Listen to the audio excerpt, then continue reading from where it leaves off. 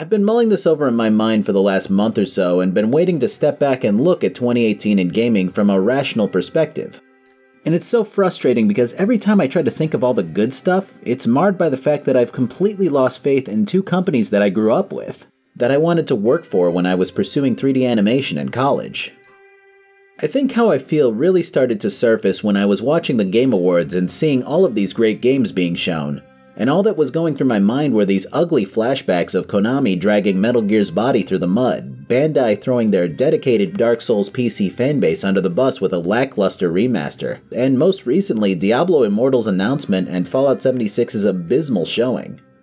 And it's agonizing because I know there was definitely some silver lining throughout the year.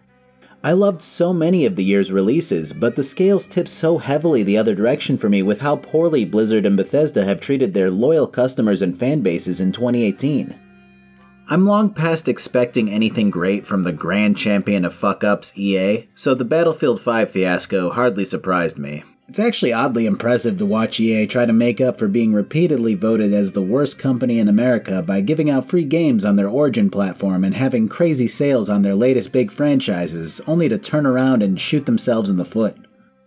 But it's downright disheartening watching Bethesda pushing out a clearly unfinished product instead of reeling it in and saving its loyal customers. And it's absolutely disgusting watching Activision Blizzard attempting to wear its own corpse around to capitalize on people's nostalgia, only to have a group of executives stab the very consumers and employees who are still embracing the company in the back. It's so easy to sit here and go, well, it's all because of big bad Activision. But Blizzard is still making its own decisions, as it always has been. The merger didn't go through nearly a decade ago, and suddenly a flood of Activision soldiers stormed Blizzard HQ. Blizzard isn't this captive prisoner yearning to be freed. You can insist that Activision infected Blizzard or whatever, but the semantics really don't matter at this point. This is what we're dealing with now. If Activision and Blizzard split tomorrow and became their own separate entities again, I'd be willing to bet that the only thing that would change would be Blizzard telling everyone that they're no longer with Activision. Everyone would cheer and rejoice and celebrate the fact that our hero is now free from the clutches of the ominous Activision fiend. But that's bullshit. Many of the talented, caring people who filled the offices of Blizzard are either gone or have been put into a position where they can't substantially change the company. And a lot of these community leaders who built up, nurtured, and united Blizzard's passionate fan bases to be these glowing examples in the gaming industry have moved on to other games and franchises. In this made-up fantasy where Blizzard is simply diffused from mean old Activision, it doesn't suddenly cease everything negative it's been doing. It isn't suddenly good old Blizzard from the good old days. You don't like this very much, Mike Morheim? Well, too fucking bad. You're gone. The fact of the matter is that nearly every Blizzard game at this point has an array of problems that 10 to 15 years ago would have been remedied as soon as reasonably possible. World of Warcraft players have been struggling to even find interest in a game that used to be designed around how much fun it is to play, and is now designed around leveling at a blistering rate and keeping the player's attention span with Pavlovian gratification that feels more soulless than announcing that the HGC is cancelled.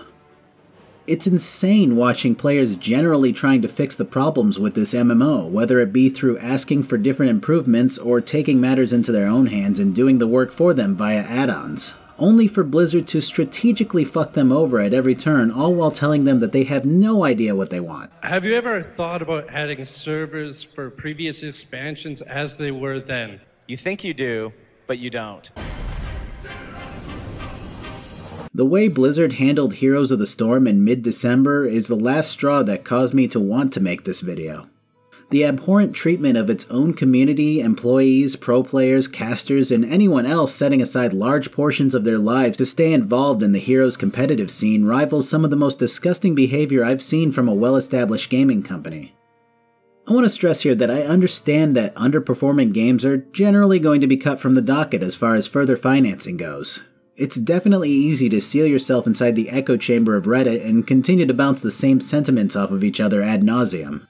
But for a company to sit here and assure their community that 2019 will be a better and brighter time for their game's competitive scene, and then pull the rug out from underneath everyone in one fell swoop, is probably one of the biggest slaps to the faces of people who wanted nothing more than to see a game succeed. You got to be kidding me! Dignity! just pulls it off! They take the game and they force Genji into map number 7. Hearthstone is a hilarious look at how to rake in cash while making very minimal improvements to your game. Seriously, the game is probably one of the biggest middle fingers to the industry at large with how it's been handled, as it continues to be plagued with bugs and denied new features by the development team, all while making millions and millions of dollars. It's honestly baffling how many times the community has had to request some of the most basic features that a multi-million-dollar game would typically have within its first year of development. Overwatch is a prime example of building a fantastic world with comics, cinematics, events, and all-around hype, and then just sitting back and calling it a day after realizing people had bought your game already. All of the games I'm talking about, including Overwatch, are great, or have been great at one point. But it just seems unreasonable to squander your own game's hype and lore that you've built up by sitting back and letting all of it fall to the wayside to push esports instead. There's a way to hype up competitive Overwatch while still cranking out new event ideas and expanding on lore via comics and cinematics, but Blizzard seems content to just focus on one thing at a time and get to the other things that a lot of fans want whenever they feel the need for damage control. Diablo is lucky to receive a minor update every 4 months beyond new seasonal bonuses, even when the community is absolutely pleading for it, begging to spend their money on new content.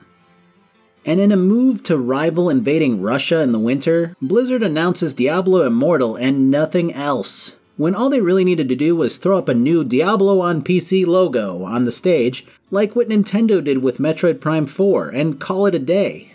Seriously, even if you don't have the footage, even if something went awry and you had to make some changes to the presentation, all you really had to do was even casually mention it.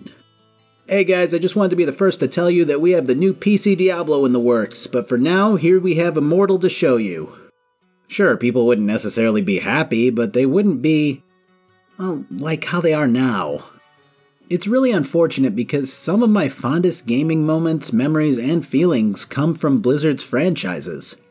And it pained me when I realized that if Blizzard announced a new IP, a new expansion for one of their games, something that was going to cost me money, that I wouldn't be one of the first to embrace it anymore. That I'd be treating the company like I treat EA, or Capcom, or Gearbox, or any company that's made some rocky choices, and not like the company that's caused me hours of sleep loss as I scoured for jaw runes, or attempted to gain a title at level 40 by exploring every chunk of Azeroth and Outland on a big chicken. Not the company that always put gameplay first. But there was always another developer to fill in the gaps for me, and that's Bethesda. Or it was, rather. Here's a fun fact for you. I played my first Bethesda game, Morrowind, in my best friend's basement when I was 11 years old. I didn't really have a computer of my own, so I'd always go over to his house and we'd play for hours and hours, taking turns trying to find a Dwemer puzzle box or get into the Morag Tong. After he moved, I had to wait for Oblivion to come out before I got another taste of a game series that I went on to spend hours and hours and hours of my life on. When Fallout 3 was announced at E3, I pre-ordered the Collector's Edition lunchbox without even having had exposure to the franchise before. It was worth every penny to me, and it still is. And I could go on and on about the various pre-orders I've bought, the achievements I've collected, and the good times I've had, but the point is that there were several moments this year where I very adamantly declared that while Fallout 4 was a bit of a disappointment to me, that there was no way, that Bethesda would fuck up a multiplayer Fallout. That if the game wasn't ready to come out, they would push it back until it was. And then it started to happen. The beta footage was showing up. The problems were surfacing. The Twitch clips were flooding all mediums of communication. I almost bought this mess. I was set to pre-order it because I knew that Bethesda wouldn't just throw their fans to the wolves. I don't know why I thought that. Blinded by the same nostalgia that I just shared with you, I suppose. God, it's disappointing. Look, no big game company's perfect, and to ever think that way is foolish. I know that. I know that more than ever now. Oh my God, Rick. I picked that up because I've been watching a lot of this one show with people from Wisconsin on it. Even Nintendo, which has a pretty damn good track record, has repeatedly spurned its competitive Smash community and has went crazy with copyrights on YouTube. But what they haven't done is hype up one of the biggest things that their community has ever wanted, and then shoved it out in an unfinished, ridiculously buggy, even for Bethesda standards, mess of a middle finger to the fans. Bethesda's repulsive behavior went so far as to promise a canvas bag with their $200 Fallout 76 pre-order and deliver a cheap nylon one. They then went on to look their most loyal customers in the face and show absolutely zero remorse when questioned about this swap, at least not until they were repeatedly accosted by fans and critics for these actions. It's shit like this that really makes it hard to continue to lightheartedly joke about Skyrim remakes or poor Fallout DLC or any other vexatious decisions that Bethesda has made in the past few years. I know a pretty vocal group of people have been going on and on about these decisions for a while, but it was easier to go, yeah, I agree, but it's Bethesda, man, they'll figure it out, rather than immediately jump ship on a company that's provided me with a fountain of great entertainment over the years. There were only so many companies that I could trust to put out a good product and treat their customers with the same amount of passion that went into their games no matter what, and Bethesda and Blizzard were near or at the very top for most of my life. It's just kind of abysmal when most of the companies that you feel this way about are considered indie devs at this point. The big problem stems from the fact that we're still rewarding these massive AAA developers for subpar and underwhelming products. People are still going to come back for WoW Classic, and even if The Elder Scrolls VI has a very real possibility of being a shoddy release like 76 was, people will still pre-order the game. And I'm not advocating burning these companies down and never playing their games again. Nearly half the videos on my channel involve the two of them one way or the other, and I still play a lot of their games. But am I going to fire up my long dormant WoW subscription or drop some hard cash on a Starfield pre-order? Absolutely not. If these companies can resume making genuinely good decisions and start treating people more like players and less like metrics again, then I have no issue with them continuing to do their thing. I just want to feel like the wait is going to be worth it again, no matter how long it takes. I don't need The Elder Scrolls VI or Diablo 4 on PC tomorrow. I need them when they're ready. I need them when the developer feels a sense of pride and goddamn accomplishment about the game that they're peddling. Because at the end of the day, all I really want is to see these companies go back to that core philosophy of putting the customer and the game first.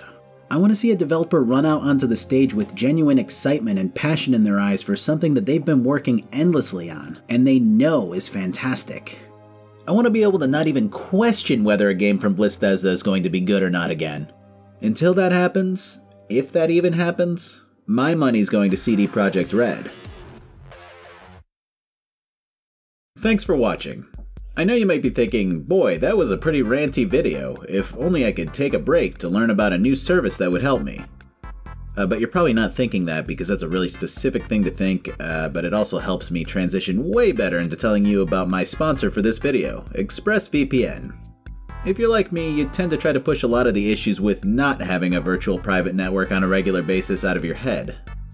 But every once in a while, you start to think about that one video of the guy who started to talk about dog toys into his microphone, and then all of his ads started to become dog toy related, and then one thing leads to another, and you start wondering who's doing what with your private data.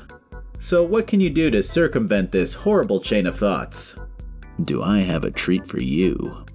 Less than $7 a month, 30-day money-back guarantee, take back your internet privacy, and you get to type out my glorious channel name when you go to expressvpn.com/thesaltfactory. If you click the cool-ass link in the description box, you can even get 3 months free with a 1-year package. You get to protect your privacy, I get supported. Maybe we meet for coffee sometime and discuss the hottest VPN news.